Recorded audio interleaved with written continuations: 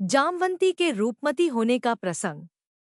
जाम्बवान ने अपने प्रभु श्री राम जी को श्री कृष्ण रूप में पहचान कर अपनी पुत्री जामवंती का विवाह प्रभु श्री कृष्ण के साथ कर दिया तथा समयंतक मणि भी उपहार स्वरूप श्री कृष्ण को भेंट कर दी।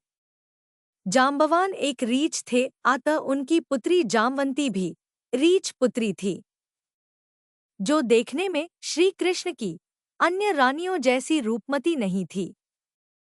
श्री कृष्ण को शंका थी कि अन्य रानियां जामवंती को देखकर उसका उपहास करेंगी।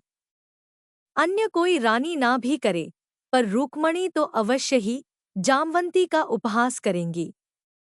जामवंती का कोई उपहास ना करे और जामवंती को ग्लानि ना हो, इसके लिए श्री कृष्ण जामवंती को पूर्ण घूंघट कराकर द्वारिका लेकर आए।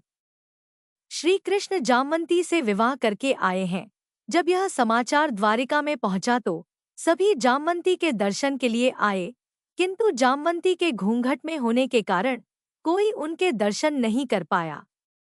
रुक्मणी ने श्री कृष्ण से जामवंती का घूंघट हटवाने के लिए कहा तो वे बोले, जामवंती अत्यंत रूपमती है, यदि कोई उनका दर्शन करेगा तो उन्हें नजर लग जाएगी, अतः वे घूंघट में ही रहेंगी।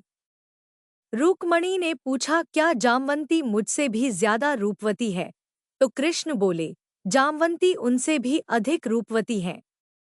इतना कहकर उन्होंने जामवंती को उनके कक्ष में भेज दिया तथा किसी को भी उनकी कक्ष में न जाने की आज्ञा दी। श्री कृष्ण के मुख से जामवंती की प्रशंसा सुनकर रुक्मणी को ईर्ष्या हो गई और उन्होंने निश्चित किया कि वे जामवंती के रूप का दर्शन अवश्य करेंगी। कैसे कोई अन्य रानी रुक्मणी से भी अधिक रूपवान हो सकती है, जिसे श्री कृष्ण भी किसी को देखने नहीं दे रहे। इन्हीं विचारों के साथ रुक्मणी जामवंती के कक्ष में जाने का अवसर तलाशने लगी।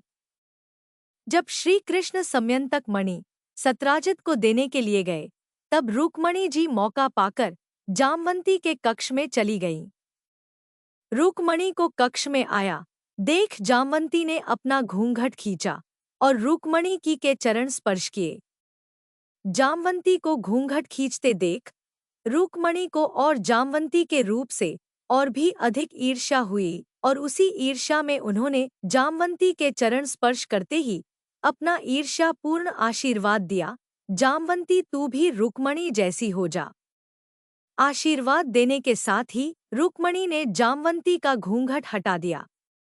जामवंती का रूप देखकर रुक्मणी भी अचंभित हो गईं, क्योंकि तब तक उनका दिया गया आशीर्वाद फलीभूत हो गया था और जामवंती के लिए वरदान बन चुका था। रुक्मणी को जामवंती के अपने ही जैसे सुंदर रूप में दर्शन हुए और श्री कृष्ण की बनाई गई योजना सफल हो गई। जय श्री कृष्ण, जय श्री राधे।